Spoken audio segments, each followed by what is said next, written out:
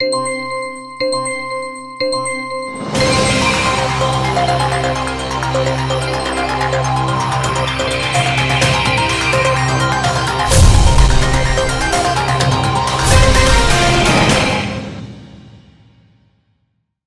दर्शकों, बात आज के चैनल में आपका स्वागत है। मैं हूं पारुल शर्मा और पेश है आज की सच्ची बात पक्की बात।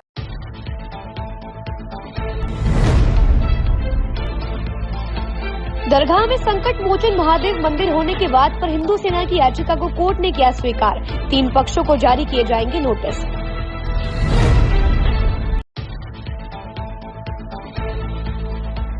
चोरों के हौसले लगातार होती जा रही हैं बुलंद। दिन दहाड़े हुई 2 चेन स्नैचिंग की वारदात।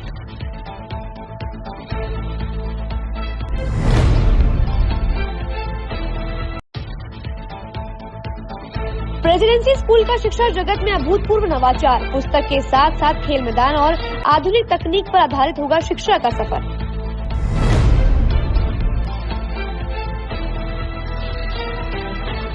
एमडीएस यूनिवर्सिटी के कुलपति पद का भार सौंपा गया प्रोफेसर कैलाश सोढ़ानी को।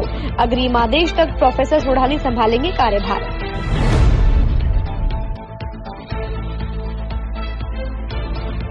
माध्यमिक शिक्षा बोर्ड की ओर से आयोजित की गई सृजनात्मक प्रतियोगिता। प्रदेश भर के 34 जिलों से अभ्यर्थियों ने लिया हिस्सा।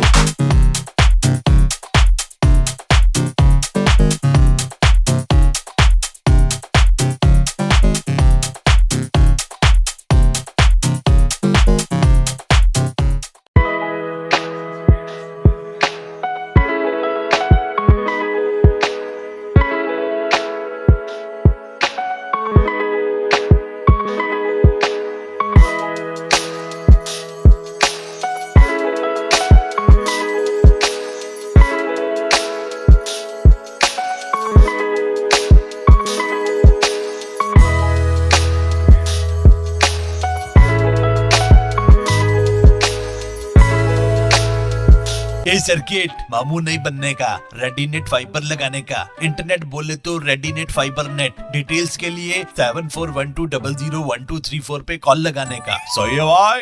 इंटरनेट बोले तो रेडीनेट फाइबर। अब शुरू करते हैं बातों का बेहतरीन सफर। आज ज्योतिबा फूले की 134वीं पुण्यतिथि पर सभी कांग्रेसी कार्यकर्ताओं और पदाधिकारियों ने एकजुट होकर ज्योतिबा फूले सर्किल पर उनके चरणों में श्रद्धा सुमन अर्पित किए व उनके पद चिन्हों पर चलने का संकल्प लिया। साथ ही समाज उत्थान में उनके द्वारा किए हुए कार्य को याद किया। इसके साथ ही सामाजिक बुराइयों के खिलाफ लड़ने, सती प्रथा, बाल विवाह और अस्पृश्यता आदि को रोकने का संकल्प लिया। आज हम ज्योतिबा फूले की पुण्यतिथि है, उनके चरणों में सादर सुमन अर्पित करते हुए उनकी 134वीं पुण्यतिथि पे सब लोगों ने यहाँ आकर उनको फूल चढ़ाए। उन्होंने उस समय शिक्षा के क्षेत्र में जो काम किया, आज हम उसकी वजह से ही इतना उन्नति कर पा रहे हैं। उन्होंने अपने देश के लिए, अपने समाज के लिए, अपने सभी समाज के लिए शिक्षा के क्षेत्र में योगदान दिया।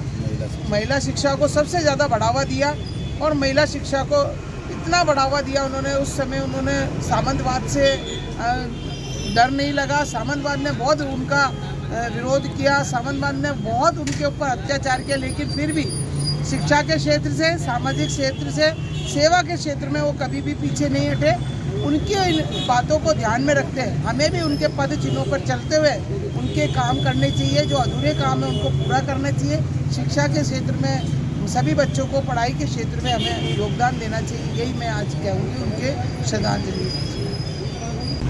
महात्मा ज्योतिबा फूले जी की पुण्यतिथि है। मैं आपके चैनल के माध्यम से उनको नमन करता हूँ। और प्रकृति ने इस प्रकार से महिला और पुरुष को समान रूप से जन्म दिया, समान रूप से संविधान में अधिकार मिले, वो अधिकार के नाते उसको धरातल पर उतारने के लिए महात्मा ज्योतिबा फूले जी और उनकी धर्मपत्नी सावित्रीबाई फूले जी ने जीवन पर्यंत संघर्ष करके महिला शिक्षा आगे बढ़े, महिलाओं का उत्थान हो और देश के अंदर महिलाओं का नाम हो। इस नाते अगर आपको देखने को मिलेगा तो उनकी जगह भी अलग आज पूरे देश में हमारे को देखने को मिल रही है। महिलाओं का आरक्षण भी दिया जा रहा है, महिलाओं को शिक्षा के बारे में बढ़ाया भी जा रहा है, महिलाएं नौकरी में भी आ रही है और एक से एक पदों पे आ रही है। इसलिए इस दंपत्ति को आज के दिन मैं नमन करता हूँ कि जिस प्रकार का आपने अलग जगाई है, हम आज पुण्यतिथि के माध्यम से समाज में इस बात को और आगे ले जाएंगे। मैं आपके चैनल के माध्यम से भारत सरकार से मैं यही निवेदन करता हूँ कि जो महिला उत्थान की जिन्होंने प्रेरणाता है और आज जहाँ हर एक नारी शिक्षित है और ऑफिसों में जो है अधिकारी बन के बैठे हैं, तो उसके श्रेय जाता है महात्मा ज्योतिबा फूले और माँ सावित्रीबाई फूले को। मैं आपके चैनल के माध्यम से भारत सरकार से निवेदन करता हूँ कि भारत सरकार जो हमारे ज्योतिबा फूले दंपत्ति है, इन्हें भारत रत्न देने का निवेदन करें। मैं निवेदन करता हूँ और समाज में जो कुरीतियाँ हैं उनको समाप्त करें और सभी समाज बंधु इनके जो आदर्श है उनको जन जन तक पहुँचाएं। साथ ही महात्मा ज्योतिबा फूले सर्किल विकास समिति पुष्कर के तत्वावधान में भी आज समाज सुधारक महात्मा ज्योतिबा फूले की पुण्यतिथि मनाई गई। इस दौरान सभी कांग्रेसी कार्यकर्ताओं व पदाधिकारियों ने वो एकजुट होकर श्रद्धासुमन अर्पित किए व उनके कार्यों को याद किया। समिति के अध्यक्ष ताराचंद गहलोत ने बताया कि इस मौके पर नागौर रोड स्थित महात्मा ज्योतिबा राष्ट्रीय स्मारक पर पुष्पांजलि कार्यक्रम आयोजित किया गया था। आज महात्मा ज्योतिबा फूले की 134वीं पुण्यतिथि महात्मा ज्योतिबा फूले विकास समिति पुष्कर गनाड़ा चौराहे पे बड़ी धूमधाम से आज पुण्यतिथि मनाई जा रही है। आज 134वीं ये जो पुण्यतिथि है और पूरे भारतवर्ष के अंदर ये एक महान समाज सेवी हुआ करते थे। आज महात्मा ज्योतिबा फूले दलितों के, पिछड़ों के, किसानों के और मजदूरों के जो मसीहा के रूप में जाने जाते हैं और शिक्षा के जगत के अंदर पूरे भारत के अंदर शिक्षा की ज्योति जलाने वाले वो महात्मा फूले और माता सावित्रीबाई फूले हैं। आपका नाम? ताराचंद गहलोत, अध्यक्ष महात्मा फूले विकास समिति। महात्मा ज्योतिबा फूले जी के महानिर्वाण दिवस पर आज 134वीं पुण्यतिथि मनाई गई है। इसमें पुष्कर के आसपास के सभी प्रबुद्धजन, सभी वर्गों के, सभी समाज के लोग, सभी राजनीतिक दलों के प्रतिनिधियों ने भाग लिया है और महात्मा ज्योतिबा फूले जी की प्रतिमा के समक्ष जो है श्रद्धा सुमन अर्पित किए। क्योंकि महात्मा फूले जी ने पूरे भारत में जिस तरीके से एक समाज सुधारक के रूप में काम किया है और सामाजिक समरसता की विषय में जो काम किया है, उनके विचार आज भी इसलिए प्रासंगिक है कि वर्तमान समय में भी सामाजिक समरसता की बहुत ज़रूरत है। इसलिए पूरे पुष्कर के आसपास के क्षेत्र के सभी लोगों ने जो है पुण्यतिथि में भाग लिया। अजमेर की सदर कोतवाल थाना पुलिस ने ब्रांडेड शैम्पू की बोतल्स में नकली केमिकल वाले शैम्पू बेचने के आरोप में 3 आरोपियों को गिरफ्तार किया है। ये तीनों आरोपी ब्रांडेड शैम्पू की बोतल्स में केमिकल भरे शैम्पू दरगाह बाजार में बेचने का काम कर रहे थे। इनमें कई नामचीन कंपनियों के शैम्पू भी शामिल है। इसके बाद पुलिस ने त्वरित कार्यवाही करते हुए आरोपियों से नकली माल बरामद कर लिया है। साथ ही तीनों आरोपियों को गिरफ्तार कर मामले में पूछताछ की जा रही है। मुझे सूचना मिली थी कि क्या खाईलैंड मार्केट में होटल रतन के अंदर कुछ लोग नकली सामान बना रहे हैं। इसके ऊपर जाकर हमने रेड डाली और सर्च किया तो वहाँ पर नकली शैम्पू जो ब्रांडेड कंपनी के शैम्पू की शीशियाँ हैं, उसमें clinic plus, Sunsilk, Pantene, Dove, head and shoulder, इन सब कंपनियों की शीशियाँ ये क्या जो कबाड़ी से खाली शीशियाँ खरीद करके और उसको उसमें केमिकल और प्लास्टिक उसमें भर करके रिफिल कर करके और नए सिरे से पैकिंग करके दोबारा अपने दरगाह बाजार में बेचने का काम कर रहे थे। उनमें से एक है गुड्डू सनौब नन्हे खां, सुल्तान सनौब वकील उस्मानी जाति मुसलमान, समीर पुत्र हबीब मुसलमान निवासी इस्लाम नगर आगरा, PS टांस जमना उत्तर प्रदेश के रहने वाले हैं 3 और एक गोविंद सोनी निवासी हैदराबाद। चारों लड़कों को 170 BNS इसमें गिरफ्तार किया है और जो इसके केमिकल के ड्रम और इसका जो प्लास्टिक का सामान है वो सारा 106 BNS में जब्त किया है और कंपनियों की इसमें तो जांच की जा रही है क्या और क्या आगे कहाँ बेचा है उन्होंने इस बारे में और कार्रवाई की जाएगी। कंपनी के प्रतिनिधि नहीं है क्योंकि इन्होंने खाली शीशियां लेकर के जो कंपनी की उसमें यूज करके इन्होंने बेची है, कंपनी को भी इन्फॉर्म किया गया है, उनके प्रतिनिधि आने पर अपनी कार्रवाई की जाएगी। क्लॉक टावर थाना क्षेत्र के राजकीय महाविद्यालय के पास हजारीबाग चौराहे पर एक बुजुर्ग महिला के साथ चेन स्नैचिंग की वारदात सामने आई है। बता दें महिला अहमदाबाद निवासी है जो कि ब्यावर अपनी बेटी के घर जा रही थी। उसी दौरान महिला के साथ चेन स्नैचिंग की वारदात को अंजाम दिया गया, जिसके बाद सूचना पाकर क्लॉक टावर थाना पुलिस मौके पर पहुंची और जाँच पड़ताल में जुट गई। मैं बस में जा रही थी लड़की के घर ब्यावर, तो बस में चढ़ने जा रही थी तो मेरा ना पीछे से किसी ने चेन खींच ली, तो मैं पकड़ने जा रही तो खींच ली। 1 सेकंड लगी खाली, 1 सेकंड में मैंने आवाज भी लगाई, तुरंत उससे पूछा, बोला मैंने नहीं ली। अब कहाँ क्यों? फिर है ना ऊपर भी चढ़ गई वो सब्जी ने, मैं यहाँ पे गेट पे बूम लगाती रह गई। आप कहाँ से आए हो? मैं अहमदाबाद से आई हूँ भाई के घर। भाई के घर? तो अभी कहाँ जा रहे थे? अभी ब्यावर जा रही थी लड़की के घर। जाको राखे साइया मार सके ना कोई, अर्थात भगवान खुद बचाने नहीं आते, कोई तो माध्यम बनता ही है। यह बात सटीक साबित हुई अजमेर की एक प्रसूता पर, जहां गर्भाशय फटने के बाद उसके प्राणों पर संकट के बादल छा गए। गंभीर अवस्था में उसे रेलवे अस्पताल लाया गया, जहां से उसे अजमेर के मित्तल अस्पताल रेफर कर दिया गया। यह मानो उसे भगवान मिल गया और गंभीर अवस्था में लाई गई प्रसूता का मित्तल अस्पताल की महिला रोग विशेषज्ञ डॉक्टर अदिति सिंह राव ने उसके परिजनों को समझाइश के बाद उसका ऑपरेशन कर उसके जीवन पर आए संकट को टाल दिया। नया जीवन मिलने पर प्रसूता ने न सिर्फ डॉक्टर अदिति का आभार जताया बल्कि मित्तल अस्पताल के प्रबंधन और स्टाफ की भूरी भूरी प्रशंसा की। मैं बिल्कुल भी मतलब वो अवस्था नहीं थी मेरी कि मैं अपने आप को संभाल पाऊँ, मेरे बच्चों को भी संभाल पाऊँ। मैं अकेली थी। पड़ोसियों से मदद करके यहाँ हॉस्पिटल तक पहुँची और मेरे को यहाँ पे बहुत अच्छा लगा है और मैं बस अदिति मैम का शुक्रगुजार करती हूँ, मेरे को ज़िंदगी दी है दोबारा। मैं रेलवे हॉस्पिटल, मेरे को पड़ोसी रेलवे हॉस्पिटल छोड़ा, फिर वहाँ से वहाँ से यहाँ पहुँचाया उन्होंने एम्बुलेंस में। बिल्कुल बहुत अच्छा, सबका बहुत धन्यवाद है। सबका मेरी बहुत वो है कि भाई मेरी ज़िंदगी बचा ली उन्होंने। मेरा 10% भी चांस नहीं था बचने का। गर्भाशय फटने के बाद संकट में आए महिला के प्राणों से संकट को हटाने में कामयाब हुई चिकित्सक अदिति ने बताया कि इस तरह का मामला बहुत गंभीर होने के साथ जीवन पर भी भारी पड़ सकता है। समय रहते और समुचित संसाधन मिलने से महिला के प्राणों को बचाया जा सका है।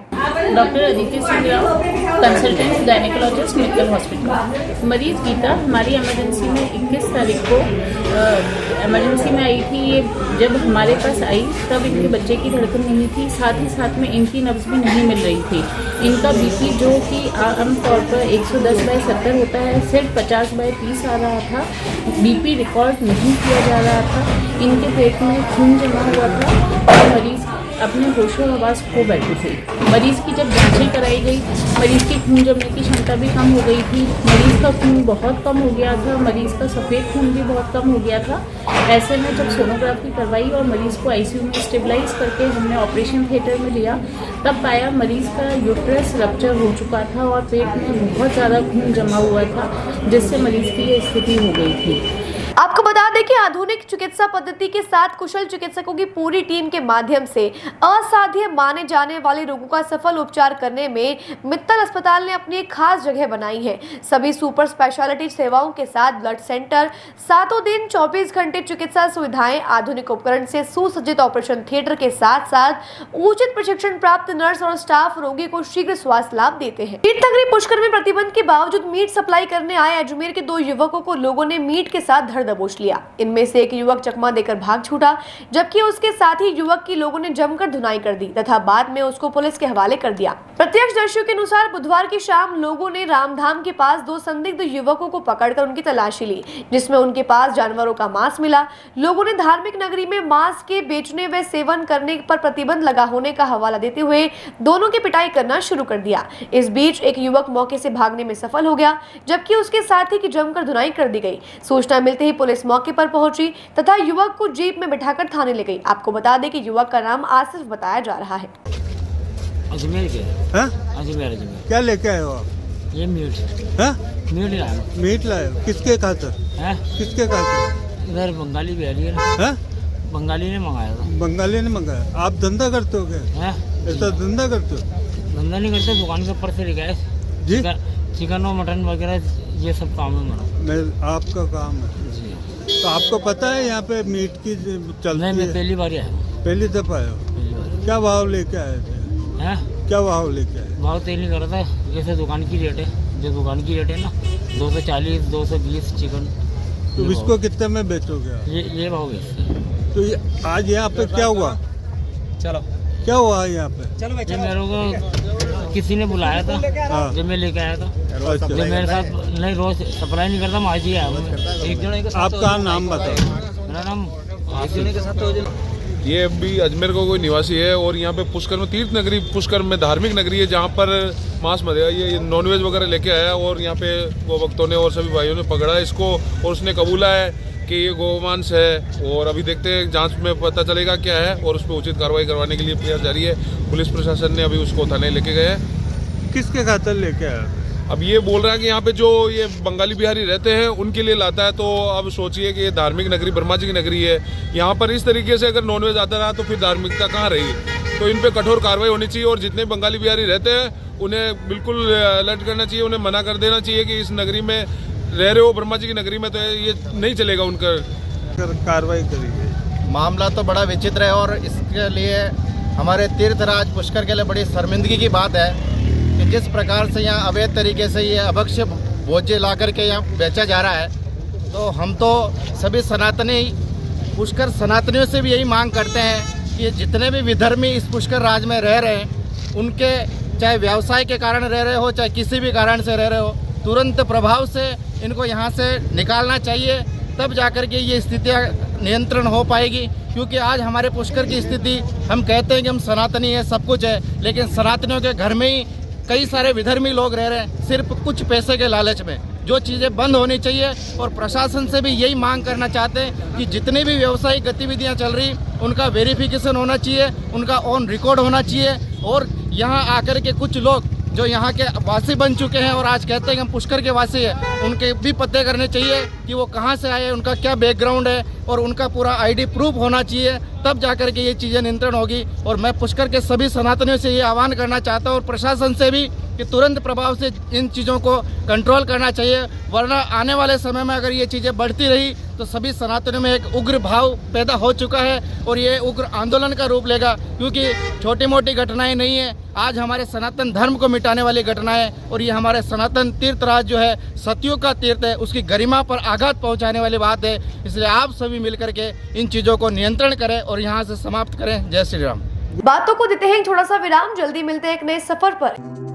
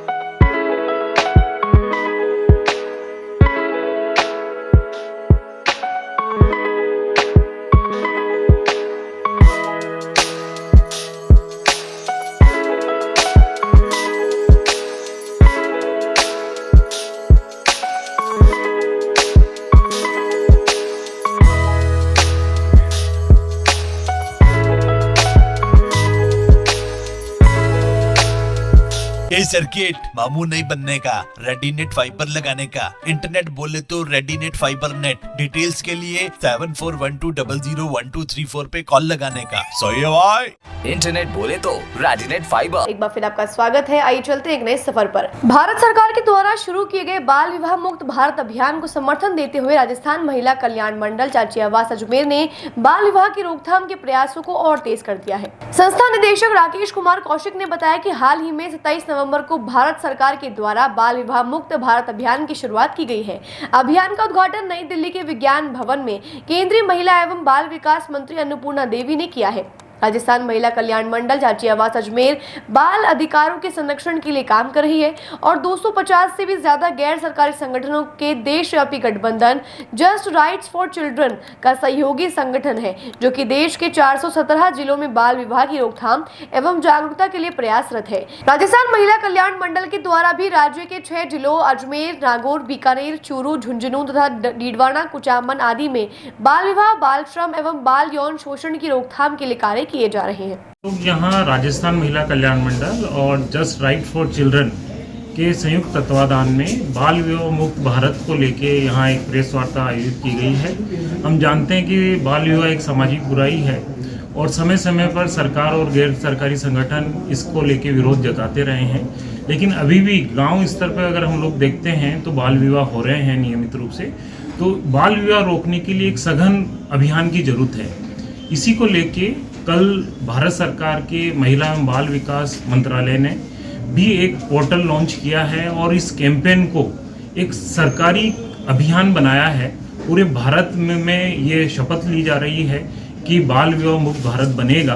तो जो हमारे जैसे स्वैच्छिक संगठन हैं उनके कैंपेन को एक शक्ति मिली है, एक संबल मिला है कि हमारा जो ये कैंपेन है ये जरूर सफल होगा। हम सभी स्वैच्छिक संगठन और विशेष रूप से जो हमारा राष्ट्रीय संगठन है जस्ट राइट फॉर चिल्ड्रन, हमारा ये संकल्प है कि हम लोग 2030 तक भारत को बाल विवाह मुक्त भारत बनाएंगे। तो इस कैंपेन के तहत हम लोग अलग अलग जिलों में अलग अलग अभियान चला रहे हैं। जैसे विशेष रूप से राजस्थान महिला कल्याण मंडल ने 10 लाख लोगों को ये प्रतिज्ञा दिलाई है कि वो बाल विवाह नहीं करेंगे और किसी भी ऐसे अभियान में अपना सहयोग नहीं करेंगे जो बाल विवाह को प्रोत्साहित करता हो। इसी तरीके से करीब 150 से ज़्यादा हम लोगों ने बाल विवाह प्रशासन की मदद से रुकवाए हैं और करीब करीब हर जिलों में जब इस तरीके का कहीं प्रयास होता है बाल विवाह करने का तो उसमें हमारी टीम पूरी मुस्तैद है और मीडिया के साथियों की मदद से, प्रशासन की मदद से हम लोग इनको रुकवाने का अपना जो एक अभियान है उसको सक्रिय रूप से कर रहे हैं। धन्यवाद। मेरा नाम राकेश कुमार कौशिक है और मैं निदेशक हूं राजस्थान महिला कल्याण मंडल। आज पुष्कर पुलिस थाने में सीआई घनश्याम सिंह राठौर ने महिला सखी की बैठक लेकर अपने अपने क्षेत्र में बाल विवाह रोकने की शपथ दिलाई। बैठक में सीआई राठौर ने महिला सखियों को अपने दायित्व व कर्तव्य का निर्वहन करने की बात कही और अपने क्षेत्र में बाल विवाह को रोकने एवं जानकारी होने पर ग्राम पंचायत व राज्य सरकार को सूचना देने के साथ ही बच्चों की शिक्षा व सुरक्षा को लेकर आवाज उठाने की शपथ दिलवाई। हाँ सर, आज क्या हुआ, क्या काम था? ये सुरक्षा सखी की जो साधारण मीटिंग होती है वो आज ली गई और सभी जो थाने से सुरक्षा सखी जुड़ी हुई है उनको उनके दायित्व और कर्तव्य के बारे में समझाया गया और विशेष तौर से बाल विवाह जो उसको रोकने के लिए समझाइश की गई और इनको बताया गया कि भाई आप अपने अपने क्षेत्र में कहीं पे भी ऐसी कोई बाल विवाह जैसी अपने कोई कार्रवाई नहीं हो, उसको पहले से ही रोकना है। और उसके बारे में एक जो राजस्थान सरकार के आज आदेश आए थे, आदेश की पालना में थाने के स्टाफ व सुरक्षा सखियों को एक शपथ दिलाई गई जिसमें बाल विवाह को रोकना मुख्य उद्देश्य है। बातों को देते हैं थोड़ा सा विराम, जल्दी मिलते हैं एक नए सफर पर।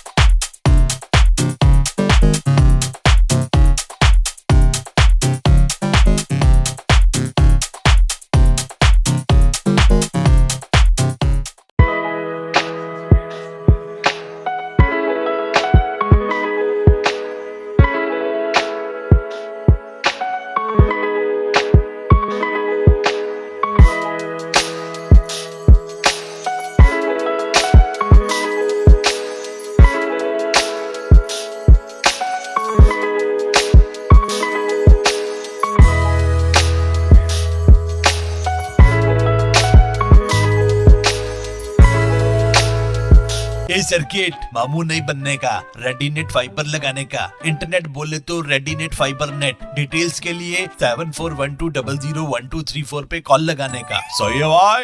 इंटरनेट बोले तो रेडिनेट फाइबर। एक बार फिर आपका स्वागत है। आइए चलते हैं एक नए सफर पर। आज जिला स्तरीय सड़क सुरक्षा समिति की बैठक जिला कलेक्ट्रेट में की गई। यह बैठक जिला कलेक्टर लोकबंधु की अध्यक्षता में आयोजित की गई। इस दौरान सभी विभागों के अधिकारी बैठक में मौजूद रहे। साथ ही विभिन्न मुद्दों पर सभी विभागों के अधिकारियों के साथ विस्तृत चर्चा की गई और अधिकारियों को उचित कार्यवाही करने के लिए निर्देश दिए गए। इसके अलावा बेहतर ट्रैफिक मैनेजमेंट को लेकर भी विभागों को निर्देशित किया गया। आज जिला स्तरीय सड़क सुरक्षा समिति की बैठक थी, जिसमें संबंधित सभी विभागों के अधिकारी PWD, national highway, medical department, transport department, police, ADA, नगर निगम, सभी संबंधित अधिकारियों के साथ विभिन्न बिंदुओं पर चर्चा की गई और गत जो मीटिंग थी उसके कंप्लायंस पे चर्चा की गई।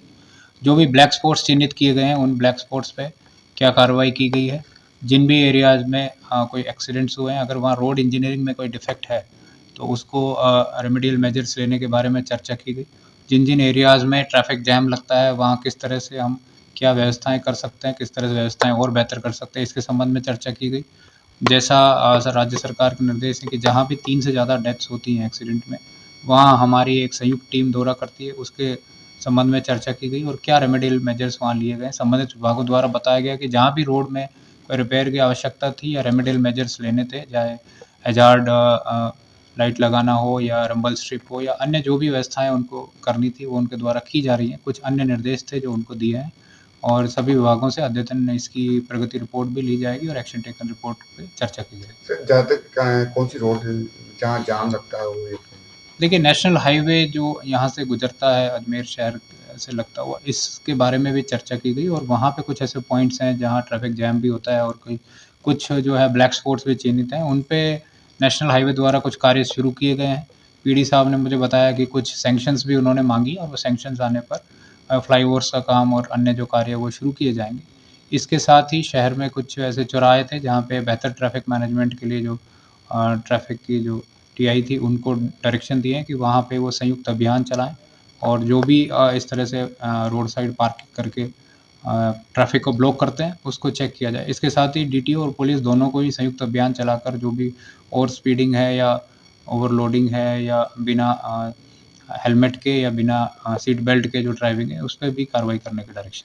सर, जिस ये चौराहे और ये गांधी भवन चौराहे यहाँ पर पहले रेड लाइट हुआ करती थी, उस रेड लाइट की वजह से नहीं होने की वजह से काफ़ी एक्सीडेंट हुए। जैसा आप देख पा रहे होंगे कि गत कुछ समय में काफ़ी जो सिग्नल्स हैं उनको चालू किया गया है और ट्रैफिक डिपार्टमेंट और नगर निगम से चर्चा करके और एडीए से भी चर्चा करके जहां भी और आवश्यकता है वो ट्रैफिक सिग्नल्स को शुरू किया जा रहा है। आज कांग्रेस नेता प्रताप सिंह यादव के नेतृत्व में दरगाह संपर्क सड़क के क्षेत्रवासियों ने कलेक्टर को ज्ञापन देकर उर्स मेले से पहले दरगाह संपर्क सड़क को ठीक करवाने की मांग की। कांग्रेस नेता प्रताप सिंह यादव ने जानकारी देकर बताया कि लंबे समय से यह सड़क जीर्ण शीर्ण अवस्था में है, जिसकी वजह से क्षेत्रवासियों को काफी परेशानियों का सामना करना पड़ रहा है। साथ ही उर्स को देखते हुए इस सड़क को मरम्मत करवाने की बहुत आवश्यकता है। उन्होंने जिला कलेक्टर से मांग की है कि उर्स से पहले इस सड़क के निर्माण कार्य को शुरू करवाया जाए, अन्यथा पैच वर्क ही करवा दिया जाए ताकि ज़ायरीनों को परेशान ना होना पड़े। ख्वाजा मोइनुद्दीन चिश्ती का उर्स बहुत करीब आ चुका है। दरगाह संपर्क सड़क जहाँ से उर्स के दौरान और उर्स के अलावा भी ज़्यादातर 4 व्हीलर वाहन वहाँ से निकलकर अंदर कोर्ट जाते हैं। इस सड़क पर सरकार ने करोड़ों रुपए खर्च किए हैं। आज वो सड़क बिल्कुल जीर्ण शीर्ण हालत में है। आप देखोगे, ये वहाँ की सड़क की फोटो है और उस सड़क के लिए गई मुहर्रम के समय भी कहा था, इन्होंने कहा अभी बनवा दी जाएगी, लेकिन नहीं बनवाई गई। आज फिर हम निवेदन करने आए हैं कि भाई ये भी अजमेर शहर का एक हिस्सा है, अजमेर शहर से अलग नहीं है। सौंदर्यीकरण के तहत स्मार्ट सिटी के ढंग से अगर यह सड़क दोबारा बन जाती तो अजमेर में 4 चांद लग जाते। डामर की सड़क बनाई थी, बरसात में टूट जाती है। सीमेंट कंक्रीट की बनवाने की मांग है। 1,71,71,000 रुपये का एस्टीमेट भी बनाया, टेंडर भी कर लिए गए, लेकिन जैसे सरकार बदली तो उसके कार्यादेश नहीं दिए गए। सरकार कोई की भी हो, चाहे कांग्रेस की हो या बीजेपी की हो, उनका काम जनहित के विकास के काम करना है। और ऐसी जो विश्व विख्यात जगह है दरगाह, अगर उसकी सड़क का भी हम निर्माण नहीं करेंगे तो सोचने वाली बात है कि हम कहाँ रह रहे हैं। इसलिए हमारी मांग है कि उस सड़क को सीमेंट कंक्रीट की तुरंत बनाई जाए, और अगर विलम्ब है तो उर्स के पहले उसके पेच रिपेयरिंग करके उसको आने जाने के योग्य बनाया जाए। आज के लिए बस इतना ही। कल फिर होगी आपसे मुलाकात, तब तक के लिए दीजिए इजाजत। नमस्कार।